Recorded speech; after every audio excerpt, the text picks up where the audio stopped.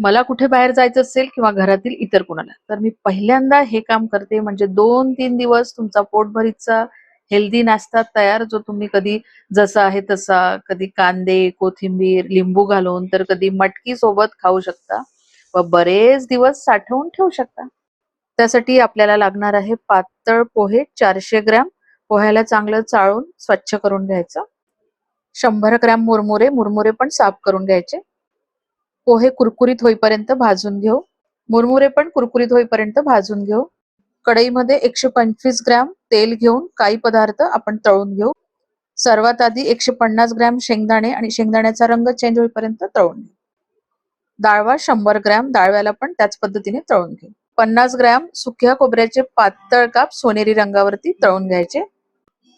4 ते 5 कढीपत्त्याच्या काड्या, त्याची पानं कुरकुरीत होईपर्यंत तळून घ्यायची. तळण करायच्या आधी मसाले पहिले भाजून घ्यायचे. 2 टेबलस्पून धने, 2 टेबलस्पून बडीशोप, 1 टेबलस्पून जिरे, 10 ते 12 काळी मिरे. याचा हलकासा सुगंध येईपर्यंत भाजून घेऊ. गॅस बंद करून द्यायचा आणि त्यामध्ये 3-4 हिरव्या मिरच्या, ज्या आता लाल झालेल्या आहेत, त्या मी सुकवून घेतल्या.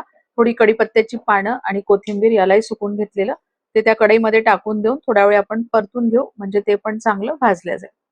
आणि आता त्याला पूर्णपणे थंड होऊ द्यायचं. थंड झालेले खडे मसाले मिक्सरमध्ये टाकून घ्यायचे आणि त्यामध्ये अर्धा चमचा हिंग, 2.5 चमचे लाल मिरची पावडर पोहे खायच्या चमच्यानी, पाऊण चमचा हळद, 1 टेबलस्पून आमचूर पावडर, 2 चमचे मीठ, हे सर्व एकत्र मिक्सरला फिरवून घेऊ.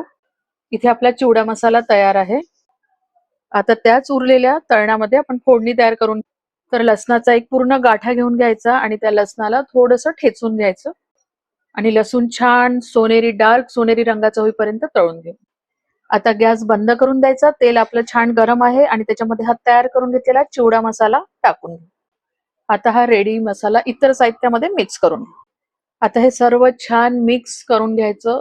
थोडा चिवडा थंड होऊ द्यायचा आणि त्याच्यानंतर 2 चमचे पिठी साखर त्याच्यामध्ये घालून घ्यायची, म्हणजे चिवड्याची चव अप्रतिम येते आणि हा एक नंबर चिवडा तयार होतो, जो 15 दिवस पर्यंत मस्त कुरकुरीत राहतो आणि तुम्ही हा कुठेही सोबत नेऊ शकता प्रवासामध्ये. अगदी चवीला पण एक नंबर लागतो. आणि तुम्हाला जर हा व्हिडिओ आवडला तर नक्की लाईक शेअर करा. धन्यवाद.